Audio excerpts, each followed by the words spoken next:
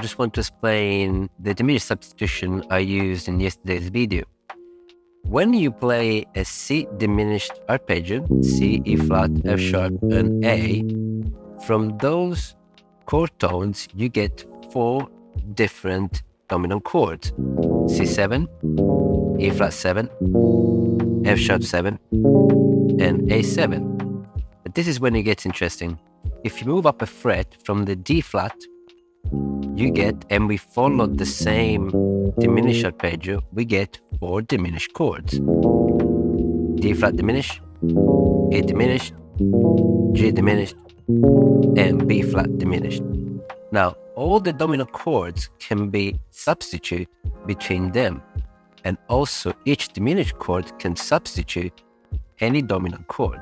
So it's a case of mixing and matching. Something that I recommend to practice is to have everything under your hand in one position. So, for example, I would start with the B flat diminished, and I will go to E flat 7.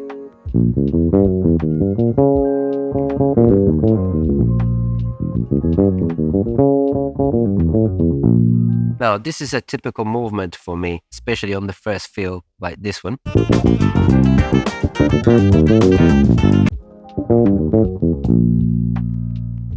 Or, for example, I would start with the dominant chord, and I would go diminished.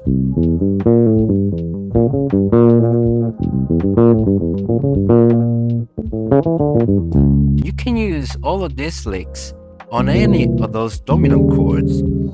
You know, they all work great. So it's a case of mixing and matching, and you'll find your own patterns. So experiment, it's going to be fun. It's a great trick to play some very interesting lines and makes your line quite funky.